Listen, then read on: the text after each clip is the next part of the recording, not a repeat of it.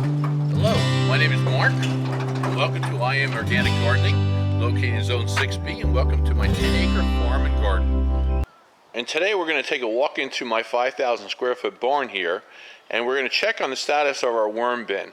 It's been over a month since I set all that organic material in there inside this large old water tank that I cut the top off.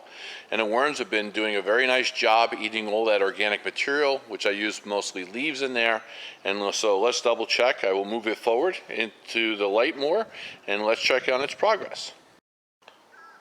So I filled the whole container originally with just fall leaves here and a little bit of soil to get them acclimated, and I put in first I put in 500 red wigglers and 200 night crawlers, and then through your help I added more red wigglers because they figured a lot of people were saying that the night crawlers will actually compete against the smaller ones and not do such a good job. So I bought another 1,000 red wigglers, and they've done an excellent job breaking all this down.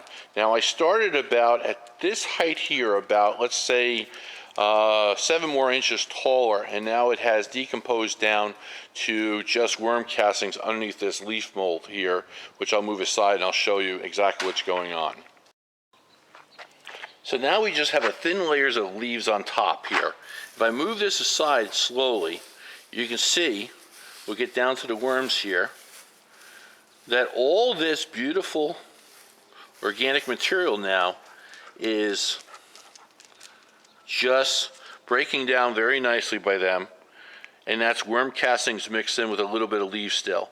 Now I can apply this directly to my garden, and it's going to be perfect, this material here. I don't have to worry about separating it because it does such a fine job in itself. Now if I don't directly wish to put them in the garden, I want to save the worm castings for potting soil for this coming winter and for spring for next year for my plants to start my transplants inside. What I can do is, now I have these plastic trays, I have plenty of them, which you can lay on top of the ground here, and they'll just migrate into those trays after you add a nice new material. This is old material, but once you add new material to that tray, the worms will migrate out down from below into the tray, and then you don't have to worry about disturbing them.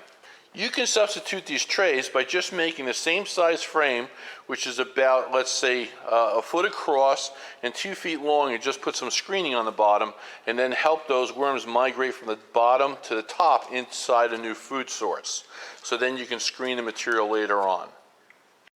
And what I found best, there's all kinds of gadgets out there you can screen later on, but this cheap waste paper basket, which is 1/8 screen around the whole material, you can take something directly like this and just go in here and add it in.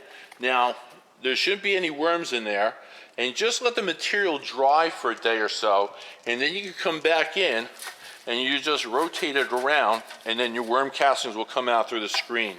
But again, you have to let the material dry for at least a day, to the point where you can see that it is separating a little bit. It might take longer depending on how moist your material is. Now I'd like to share with you why worm castings are a little bit better than compost. Don't get me wrong, compost is great, but worm castings are just a little bit better.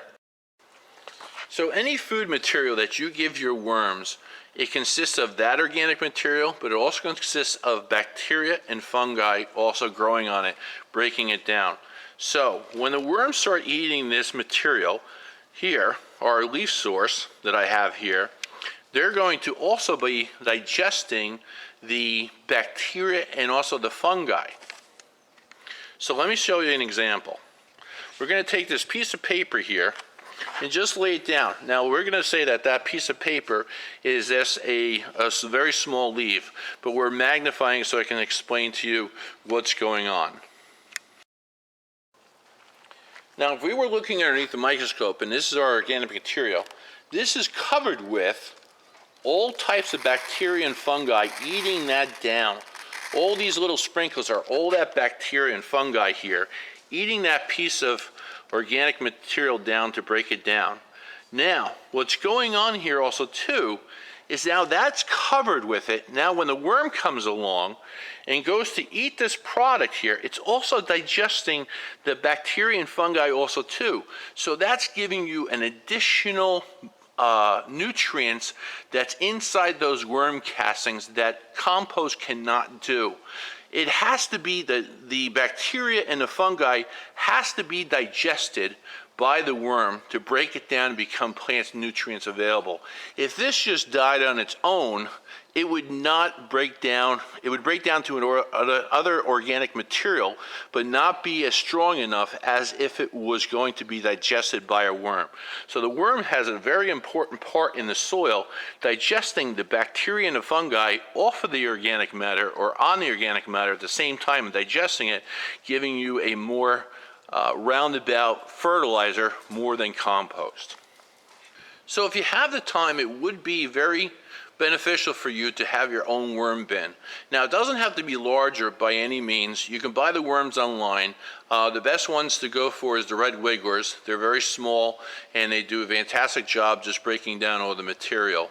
Now also too, just let me know what type of organic fertilizer you use, whether it's manure, worm castings, or any other type of product or fertilizer organic fertilizer that you buy.